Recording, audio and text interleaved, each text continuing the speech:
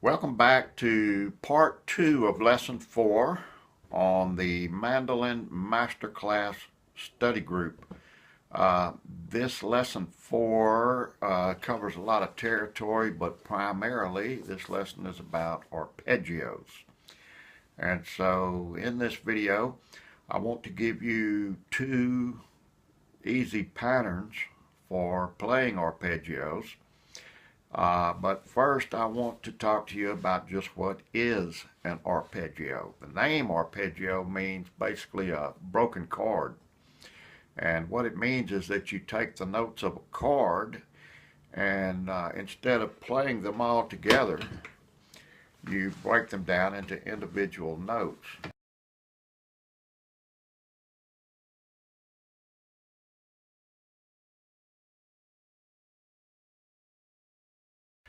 Okay, we're going to use the key of C to learn these 2 arpeggio patterns, and you can take these patterns and move them all over the neck and other keys, but we're going to use the key of C to start out with to learn them. And so I'm going to give you the first pattern here now, beginning with the C note at the 5th fret on the G string. That's this note right here. So that's our 1.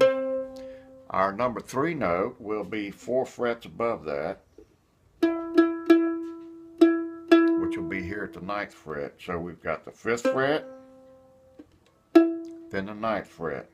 Then we move to the D string, 5th fret, and the 10th fret.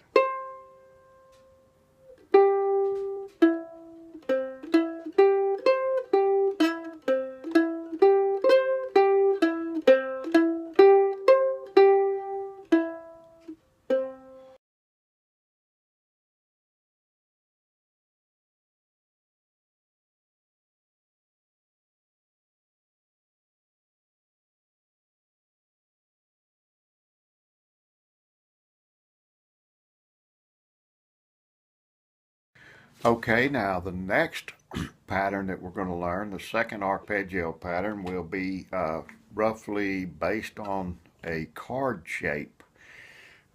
Most of you are familiar with, hopefully. If you're not, you need to get very familiar with this 3-finger chord shape that's played like this. We're gonna make the C chord here with our 3rd finger on the 5th fret of the G string, our 1st finger on the 2nd fret of the D string, and our 3rd finger will be on the 3rd fret of the A string to make that beautiful C chord. And this chord shape with these fingers like this is movable all over the mandolin neck. You just don't play the E string. You can deaden that string, and then you can move this anywhere on the mandolin to play different chords. You can also move it down to this next set of strings, the exact same shape. Here's your G chord. There's an A. On up the neck, you can play. That is a very familiar shape that you definitely need to know if you haven't already learned it. But for the sake of our arpeggios, we take this chord shape and we start with the C note.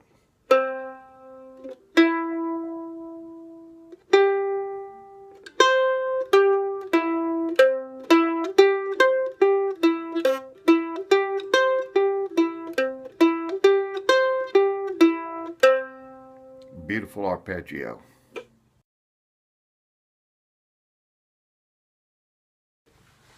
Okay, now as I mentioned, those patterns can be moved all over the neck so that you can play our major arpeggios in any key using those exact same patterns. Key of G, you might do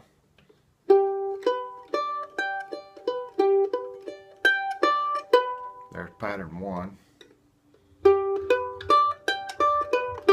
In G, here's pattern 2 in G.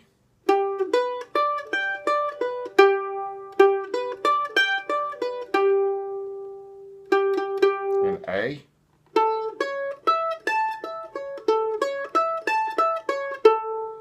Here's the pattern 1 in A.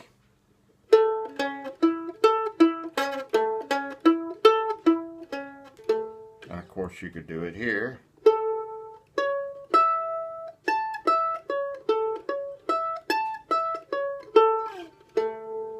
Same key. Anyway, they can be moved all around.